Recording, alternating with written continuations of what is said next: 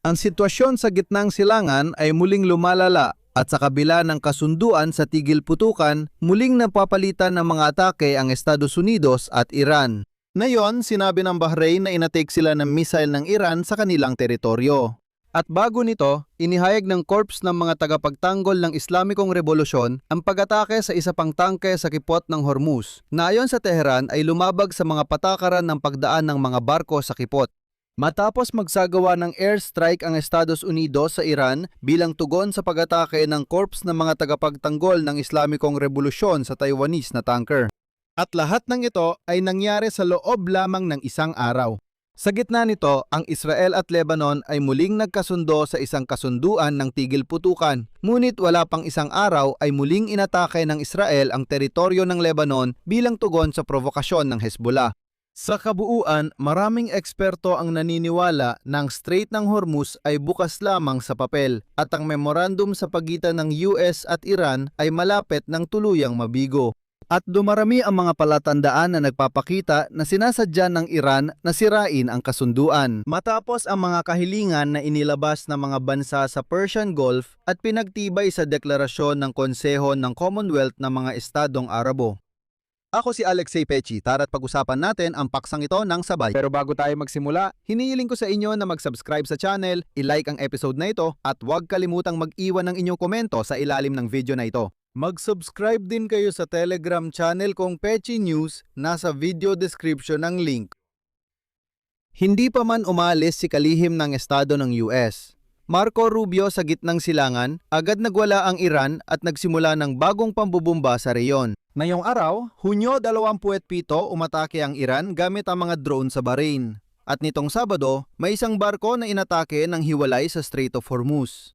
Malamang, ito ang naging tugon ng Tehran sa mga airstrike ng Estados Unidos noong gabi. At ang mga pag-akiteng terorista na ito sa Persian Gulf ay nagpapakita ng panganib na muling mawalan ng kontrol ang digmaan laban sa Iran. Kahit nagkasundo na ang Iran at Estados Unidos sa pansamantalang kasunduan habang tinatangkang ayusin ang sigalot.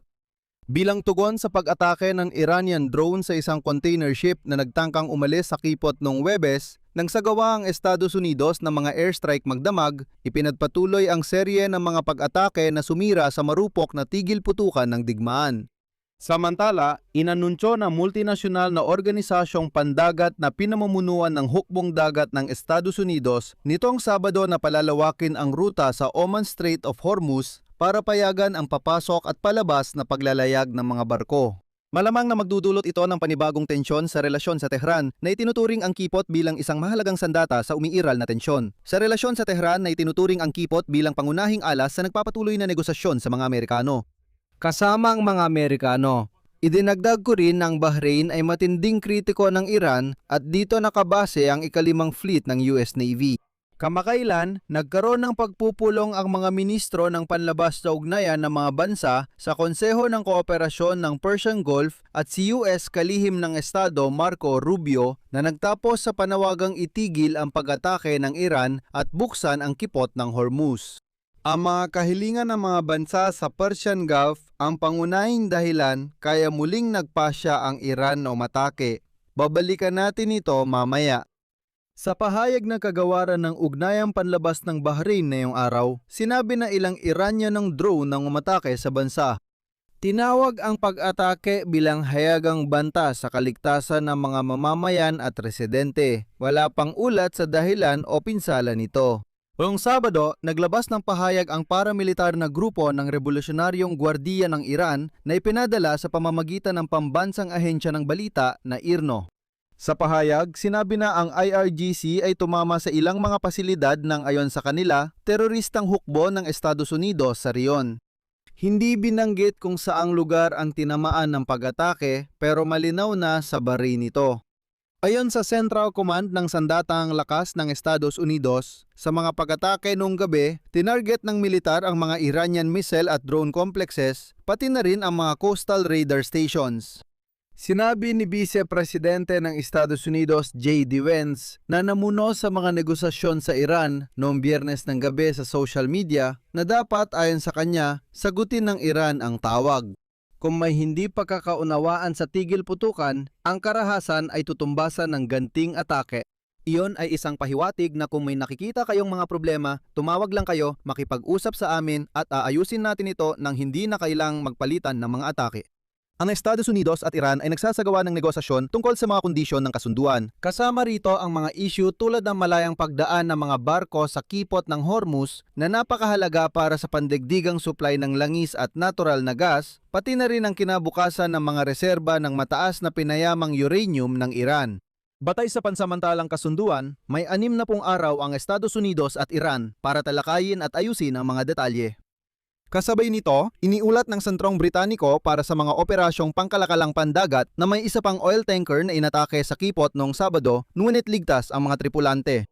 Kaagad pagkatapos ng ulat na ito, sinabi ng pinagsamang sentrong impormasyon sa dagat na pinamumunuan ng hukbong dagat ng Estados Unidos na pinalalawak ang ruta malapit sa baybayin ng Oman upang matiyak ang ligtas na pagpasok at paglabas ng mga barko. Sabi nila, ligtas sa bahaging ito ng kipot dahil sinasamahan ng militar ng Estados Unidos ang mga barko. Pero sa totoo lang, hindi naman talaga ligtas doon. Ngunit iginigiit ng Iran na dapat sumunod ang mga barko sa kanilang mga utos at nagbabala na magsisimula silang maningil ng bayad para sa pagdaan sa kipot. Ngunit nitong mga araw, mas madalas subukan ng mga barko na umalis sa Persian Gulf. At ngayon, si Ibrahim Azizi, ang pinuno ng komisyon sa pambansang seguridad ng parlamento ng Iran, ay nagsabi nitong Biyernes, ang kipot ng Hormuz ay nasa ilalim ng pamamahala ng Iran, kaya igalang ninyo ang mga patakaran. Pahiwatig ito, kapag hindi nyo original lang, aatakihin namin kayo.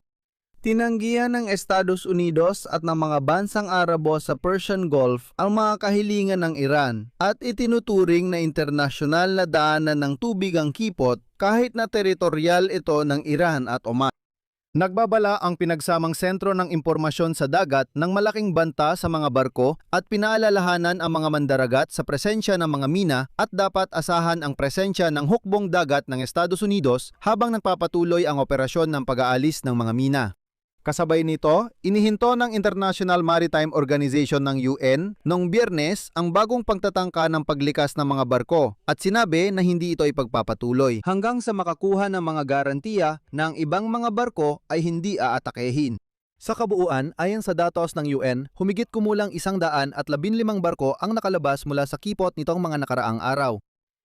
At dito, mahalagang tandaan na malinaw na sinusubukan ng Iran na sirain ang tigil putukan dahil hindi nagustuhan ng rehimen sa Tehran ang mga hinihingi ng mga bansa sa Persian Gulf.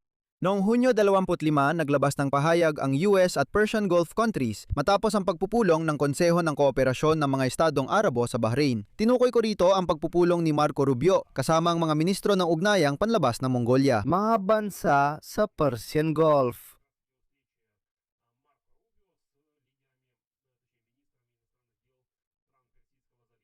Gusto kong idiin na matapos ang pahayag at pagpupulong na ito, saka nagsimulang umatake ang Iran sa mga barko sa kipot. Ganito, sa pahayag ng mga bansa sa Persian Gulf, sinabi ang mga sumunod ayon sa mga punto. Binigyang diin ng mga ministro ang pangangailangang mapanatili ang pagkakaisa sa mga negosasyon tungkol sa Iran upang makamit ang iisang layunin, ang hindi pagpapahintulot na makabuo o makakuha ang Iran ng sandatang nuklear. Binigyang diin ng mga ministro na para sa pangmatagalang kapayapaan, kailangan lutasin ang iba pang issue tulad ng ballistic missile program ng Iran, mga drone at proxy group sa reyon. Ito ang bahaging wala sa memorandum ng pagkakaunawaan sa pagitan ng Estados Unidos at Iran na pinirmahan ni Donald Trump. At ang Israel, sa totoo lang, ay binatikos ang kasunduang ito dahil nga doon. Dahil hindi kasama roon ang programa ng mga missile, programa ng mga drone at mga proxy na puwersa. Kaya naman, ipinilit ito ng mga Arabo. Binigyang din ng mga ministro ang importansya ng pagbubukas ng Strait of Hormuz, pero tinanggihan nila anumang buwis, singil o kontrol sa kipot. Binigyang diin ng mga ministro na ang ugnayang pangkalakalan at pamumuhunan sa Iran ay may kondisyon at pwedeng kanselahin. Nakasalalay ang mga ito sa pagsunod ng Iran sa mga probisyon ng memorandum at panghuling kasunduan, pati na rin sa pagtigil ng kanilang mga aktibidad na nagdudulot ng destabilization at sa pagliha ng kondisyong kailangan para sa ekonomikong ugnayan. Nagkasundo ang mga ministro na ipagpatuloy ang pakikipagtulungan sa gobyerno ng Syria at magbigay ng tulong sa paglaban sa terorismo, pagpapanumbalik ng serbisyo, pagpapabuti ng klima sa pamumuhunan at paglikha ng kondisyon para sa voluntaryong pagbabalik ng mga refugee at lumikas. Hindi basta nabanggit ang Syria dito. Gusto ko lang idagdag na may nais ipasa ang mga Amerikano at Arabo sa Syria. Ang usapan ay paano lulutasin ang isyu ng Hezbollah sa Lebanon. Gusto nilang mga taga-Syria ang lumaban at paalisin ang Hezbollah. At kapag nagawa ito, saka aalis ang Israel sa Lebanon.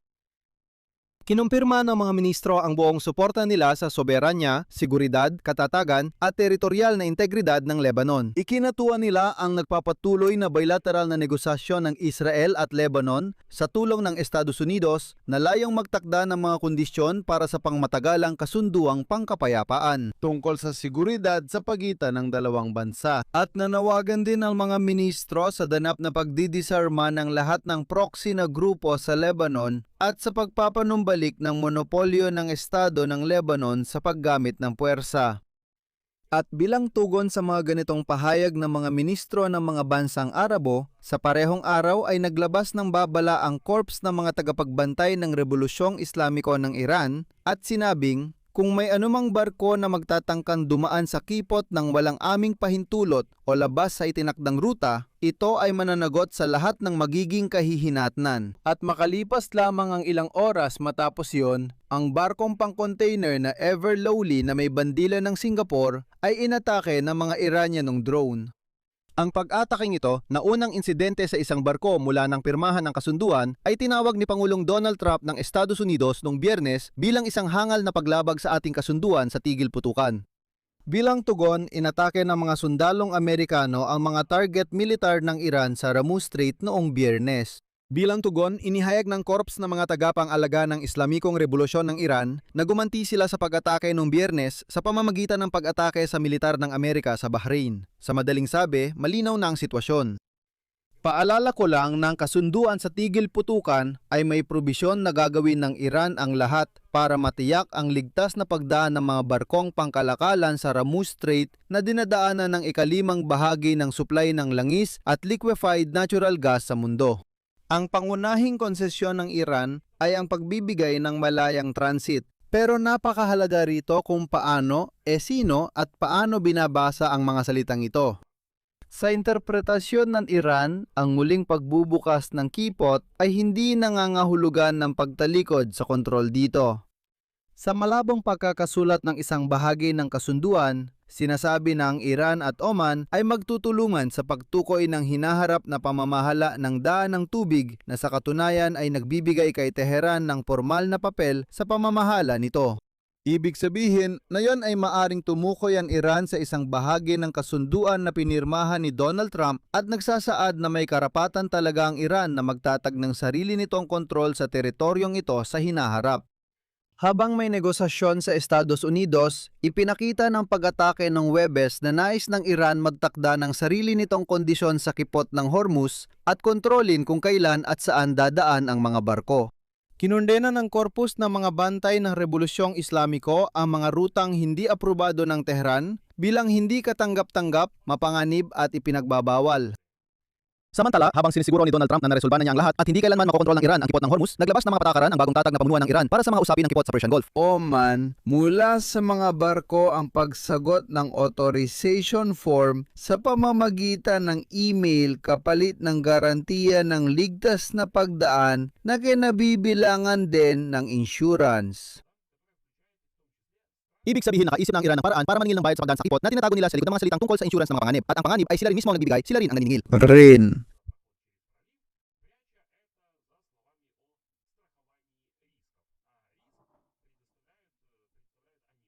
Ibig sabihin, sa totoo lang, ito ay insurance laban sa sarili nila. Ipapaliwanag ko dito kung ano ang problema. Sa makitid na dagat na tinatawag na Strait of Hormuz, nabuo ang tatlong magkakaibang ruta para sa mga barko. At iba't ibang ahensya ang nag-uunahan sa pag-organisa ng pagdaan ng 12-12 ng barko sa tatlong koridor na ito. Isa, ang timog na ruta ay dumadaan sa mga tubig malapit sa baybayin ng Oman. Ito ang isang ruta. Ang pangalawang ruta na laging ginagamit bago ang digmaan ay dumadaan mismo sa gitna ng kipot sa internasyonal na tubig. At ang ikatlong ruta ay matatagpuan sa Hilaga at ito ay ganap na kontrolado ng Iran.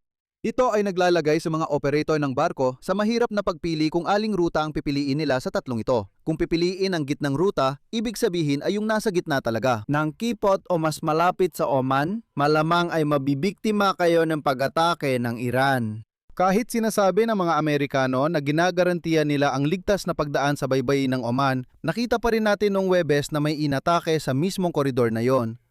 Ayan, at syempre, ipinapakita nito na sa kasamaang palad, hindi pa rin ganap na ligtas doon.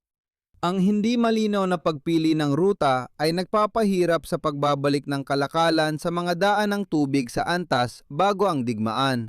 Ayon sa mga kumpanya ng pagpapadala, hindi nakikita sa aktual na sitwasyon sa dagat ang mga kasunduang naabot ng mga lider ng Iran at Estados Unidos. Hindi gumagana. Yan lang ang napagkasunduan at hindi ito binabanggit ni Donald Trump. Kung ang mga barko ay pumipili ng hindi Iranian na mga ruta, ibig sabihin ay sa gitna o mas malapit sa Oman, nanganganib silang direktang atakihin. Kung sundin nila ang hiling ng corps ng mga tagapagtanggol ng Islamikong Revolusyon ng Iran at gamitin ang rutang Iranian, natatakot silang maparusahan ng kanluran kung pumalpak ang kasunduan. Kung mabigo ang kasunduan ng Iran at Estados Unidos, ang mga barko at may-ari ng barko na dumadaan sa baybayin ng Iran at sumusunod sa patakaran ng Tehran ay direktang mapapatawan ng parusa ng Estados Unidos dahil sa pakikipagtulungan sa mga Iranian. Kaya ang mga tagapaghatid ay naging parang bihag.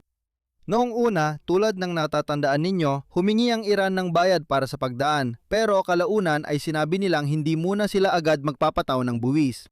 Sa halip, balak nilang maningil para sa mga serbisyong pandagat, magpatupad ng bagong environmental fees sa mga barko at ipilit ang kanilang sariling insurance.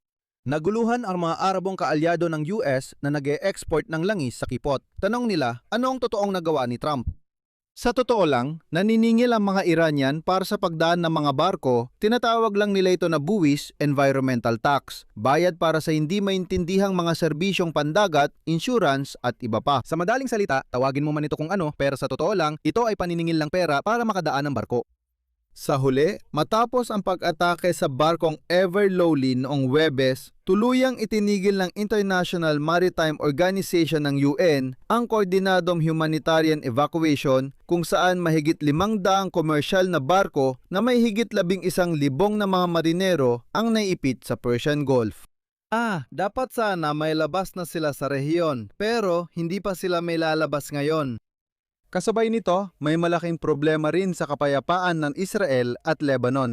Noong Biyernes, pumirma ang Israel at Lebanon ng kasunduang balangkas matapos ang 4 na araw ng negosasyon sa Washington sa tulong ng administrasyon ni Trump.